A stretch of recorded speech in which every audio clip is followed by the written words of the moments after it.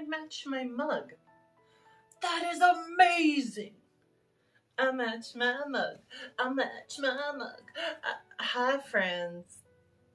Emily here, singing a little song about how I match my mug. Today's mug is my happy mug. Sure, I've told you all about it, but as you know, I repeat myself quite often on my weekly vlogs. So here we go. Bought this in 2006, walking around in Bellingham, Washington, feeling very bad for myself that day. Saw it in the window of a little shop and said, "Oh, that colorful mug makes me happy." So I bought it. I also like that the inside is kind of orangey. Super cute. Today's tea is digest tea. I don't know why people make up cute names for teas. It's supposed to help with your digestion. Can't say that word today. So yeah, not sure if it's actually helping yet, but we'll see. We'll see how it does. Hope you are sipping a fabulous tea this sweltering Saturday morning. I know, it's Saturday. I'm sorry, I'm off another day, you guys. If you are keeping track with me, it is the end of week 10 of, oh my gosh, yes, it is the end of week 10 of my final semester of college ever. Never going back. Never going back. The homework load is piling up, the stress is piling up, and the heat is piling up here in Washington. It finally decided that spring could be over. We're all sad about that. And the heat jumped. I mean, last week we had a day in like the upper 50s, and this week I think it's supposed to hit 90 tomorrow. So, and those of us who don't have air conditioning are doing what we can. The summer always makes me a little sad because the best way to keep my home cool is I keep all the blinds closed. I think I keep my big heavy curtains closed, and it basically blocks the heat out of the house and kind of keeps it like a cool-ish cave. Plus we have fans. We used to put the fans in the windows, but turns out it gets a little humid here, which I was not used to coming from the super dry heat of Utah. And so with the fans, it would bring this like humidity into the house, which is already in here and gross. But I love what the humidity does to my hairs. So my hair is up in funky hairdo to keep it off my neck so that it doesn't get all sweatified on. So let's hope I don't sweatify on it, because that would be bad. So that's what's happening.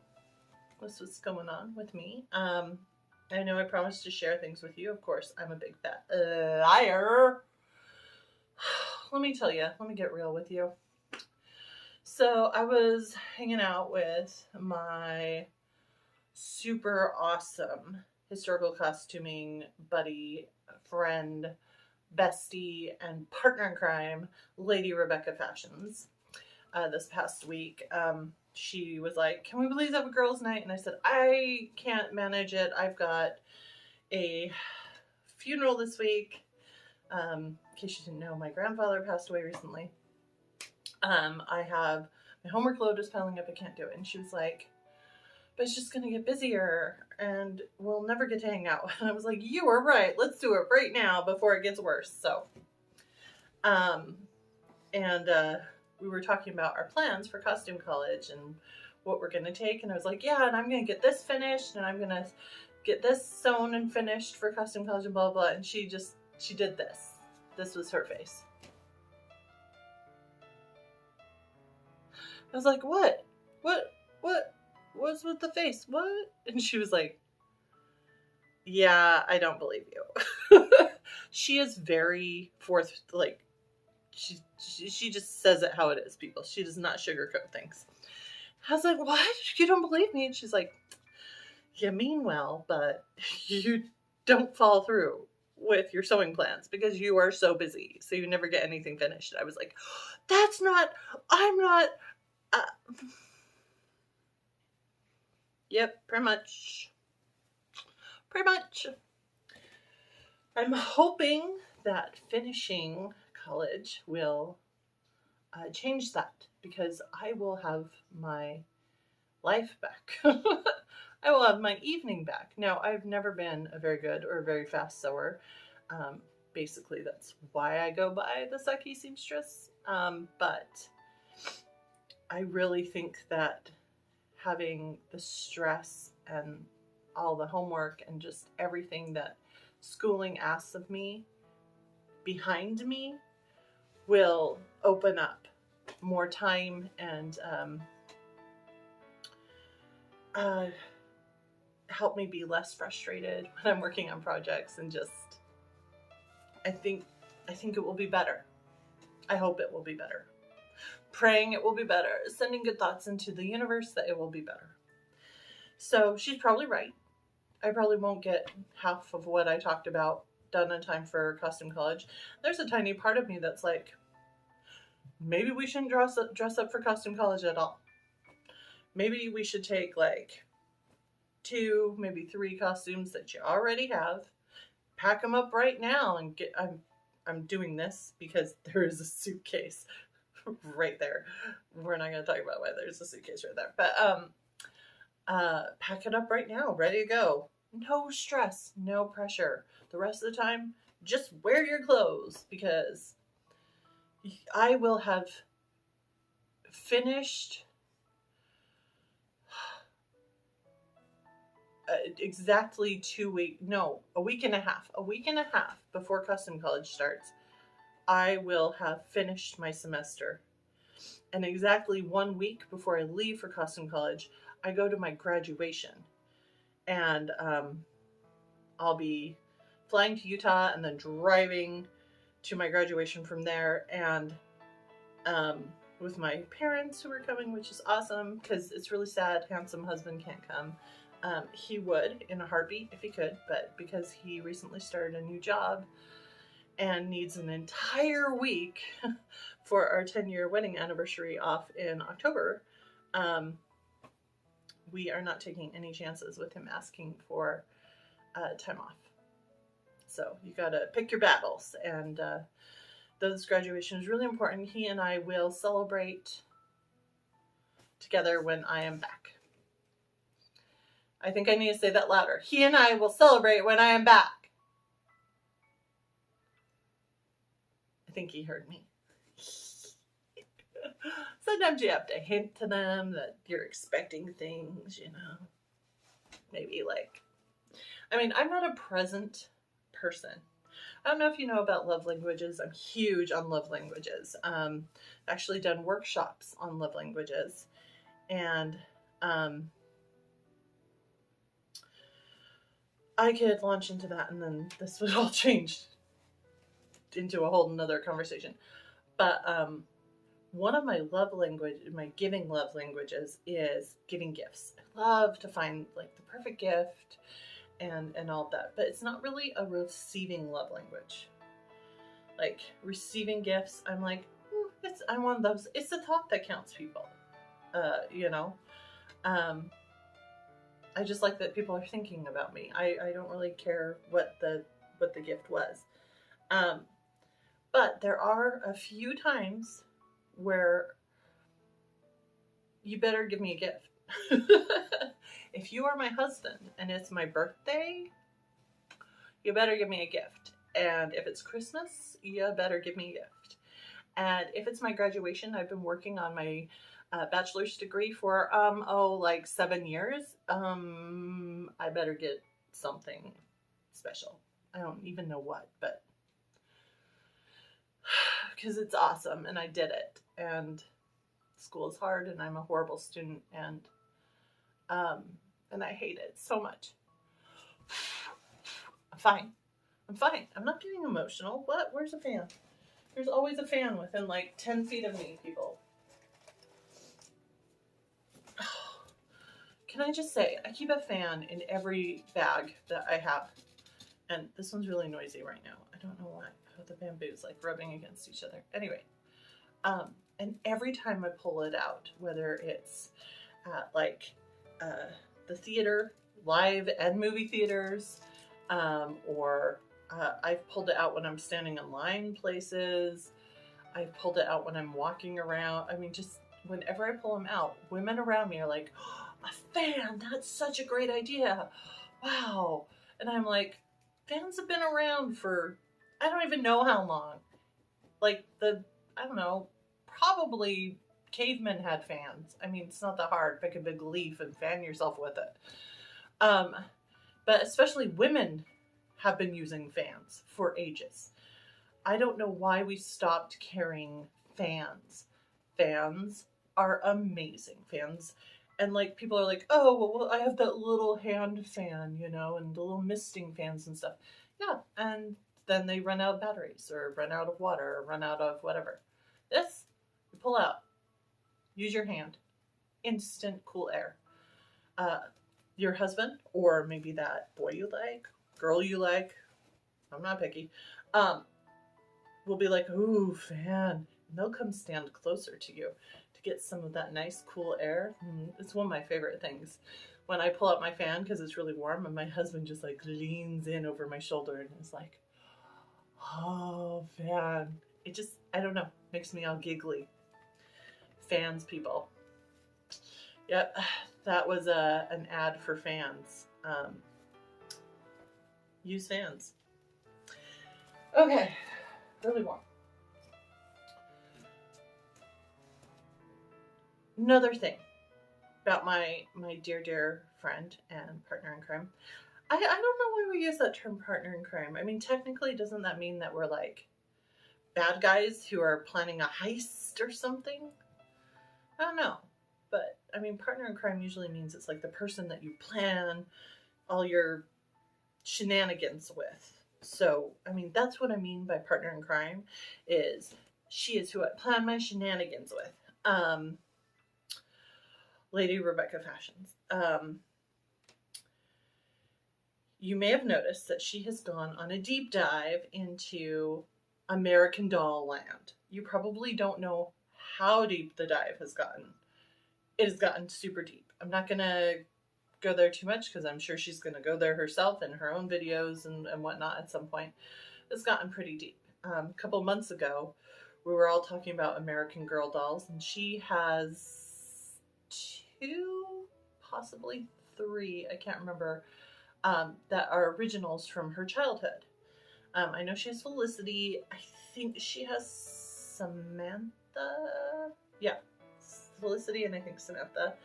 I think those are the 2 she has from her childhood.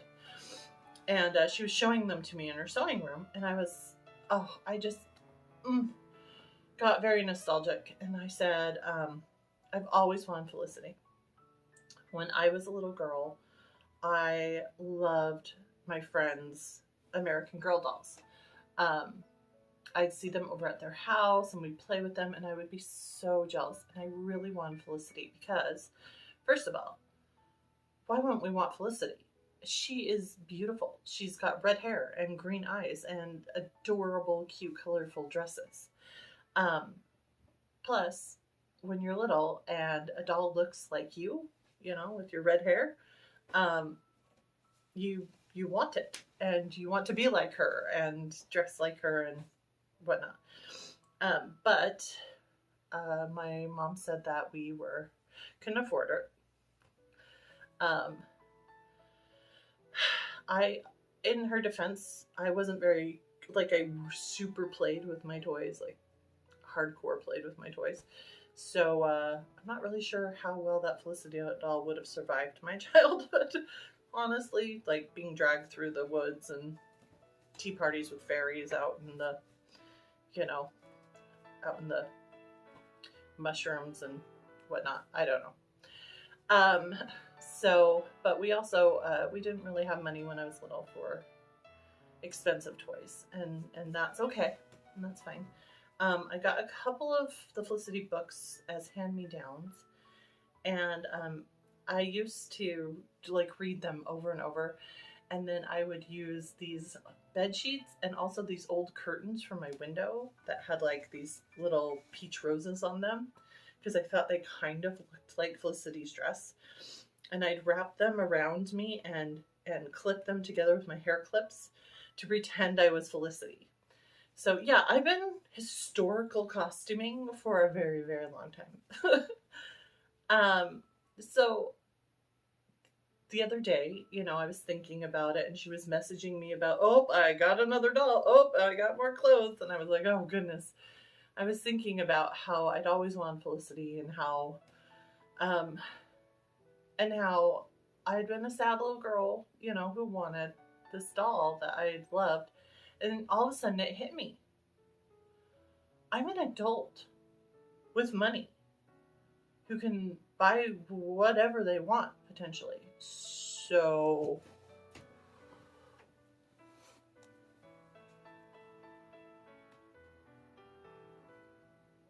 meet Felicity. She is perfect. I am not a doll collector. I never really got into it.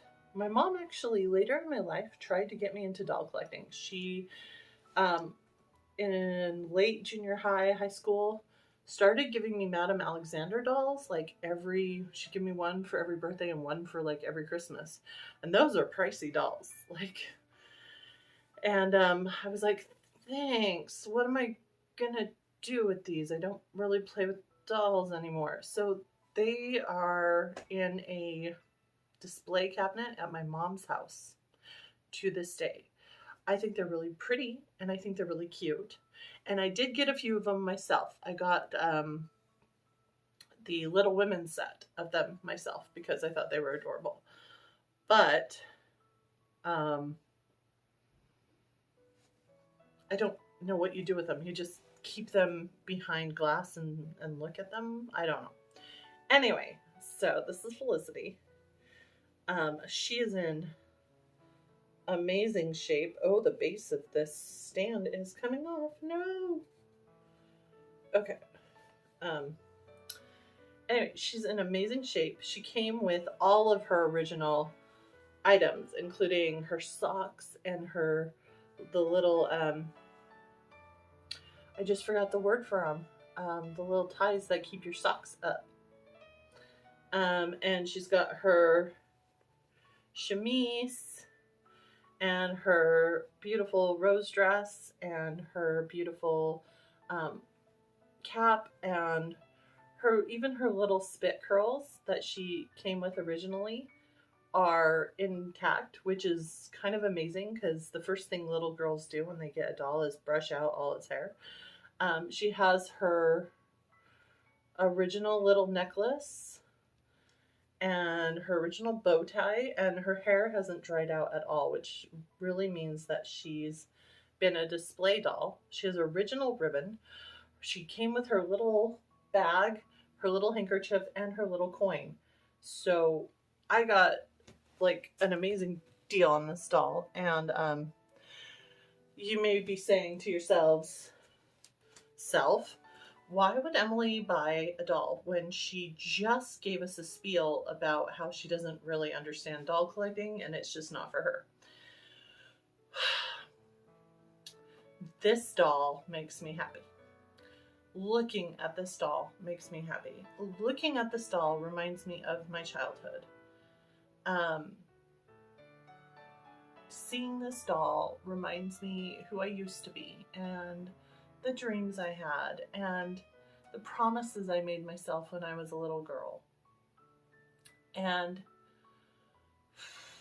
I think as adults, it's important to recapture some of that sometimes. Now, obviously, it hasn't been over the past few years because we've all been lost in the COVID bubble. But before that, I used to do all sorts of things that were considered very childish by some of my friends, definitely by my parents, and I made sure not to talk about them at work and whatnot because you have to be careful about how some people see you, unfortunately, uh, because being judged is a real thing. Um, some of those things were like the SCA, Society of Creative Anachronism, where you create a historical persona, research a historical era, and then you kind of recreate it with others. It's fun. It's fun. It can be very, very fun. In fact, I went to a fair last weekend and that the SCA put on, and it reminded me of how much fun it can be. So I might dabble again. I also used to LARP. Oh my goodness. Not only did I have so much fun LARPing, I was good at LARPing. I was really good at LARPing. And the groups, various groups, because their group activity would get stronger or lessen depending on who was coming. So anyway, the groups were always really pleased that I was willing to both NPC, depending on what's going on in the storyline. In case you were wondering, when I LARP, I was never ever one of those girls who showed up in her half-clad fairy wings.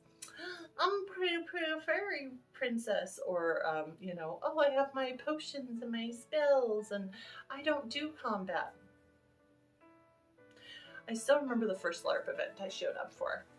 I had my character all planned out, and I was dual wielding, which meant that I carried 2 weapons. The guys all thought that that was very cute.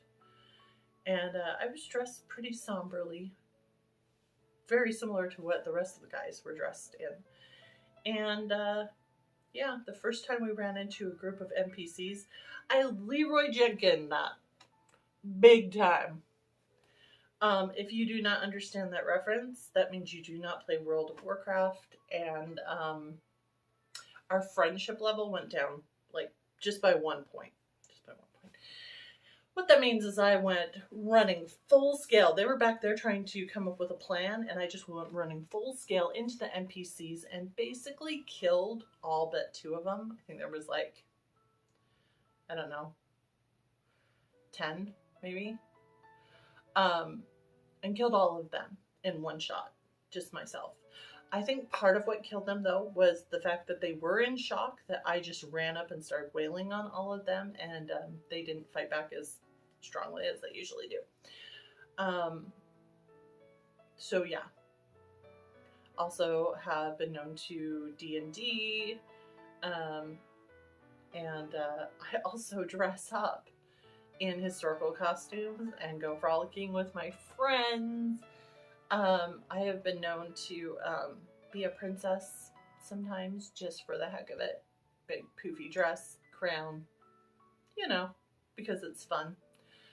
I think that I spent the first half of my life thus far wondering, when you become an adult, when does that happen? When is that magical change when you your brain flips over and suddenly you're an adult who's very good at adulting, and it wasn't happening, and I couldn't really figure it out for a while. And then it hit me one day. Those adults, the adulty adults, the ones that you're like, I can't imagine you ever not being an adult. They have let go of their childhood. Not just childish things, but being childlike. Childlike wonder, that type of fun, and they have embraced the serious side of life. And they are the ones that are probably going to die from heart attacks and ulcers and who knows what because of the stress. It's the fun things that keep us young. It's the reminding ourselves of what our dreams were, and when we're little, and making them come true when we're adults. One of my biggest joys is when I'm running around in some beautiful costume with my friends and it's a beautiful day outside. I always pause and think to myself, oh my goodness, little Emily would have just loved this. If little Emily could see me now, she would be like, wow, you became the adult I was hoping I was going to be. Because I don't think any of us were like, oh, I can't wait to be an adult and have a mortgage and worry about my taxes and try to figure out what health insurance plan I'm going with this year, and have to go to the doctor for my ulcers, and yeah, don't think that was the dream, and there's a reason why as children we don't dream about those things. They're not fun. They don't cause happiness. Do we have to do them? Yes, we do. But that doesn't mean that we also have to cut everything that's fun and joyful and childlike out of our lives. That was a whole lot of stuff I was not planning to say. I obviously don't plan my videos. We know this. I mean, I do kind of, but then whatever happens just kind of happens. So I did restart on a unfinished project that it would be awesome if I had it done in time for costume college. I'm not holding my breath, but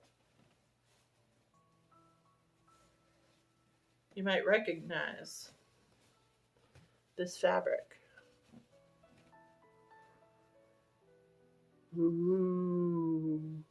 Ooh. That's right. This is the plaid fabric that I have in common with Lady Rebecca Fashions, who made a 1830s kind of spring summery dress out of it a few years ago, and then had a bunch more of the fabric left, and my handsome husband bought it for me for Christmas gift, which was awesome. And she and I decided it would be really great if we had matching 1830s dresses. Not like 100% matching, but like I would also make an 1830s spring dress that we could then run around as kind of twinsies in, but not exact. I'm not gonna copy her dress exactly, kind of do my own version. And I'd started that dress a while back, and then put it aside. I've actually pulled it out and started working on it twice and put it aside. I pulled it out again. Why? When there's like a bunch of other projects laying around my dining room, living room space. Couldn't tell you. Just decided to do it. So that's happening. And we'll see if I keep that up. So, friends, it's been a lot. And thank you for listening to me yammer on. If you have any American Girl doll stories, I want to hear them. Please drop some comments. I want to hear about your American Girl dolls and your stories about them. And if you had any, and if you played with them, and which ones you love the most, and it better be Felicity because we love her the most.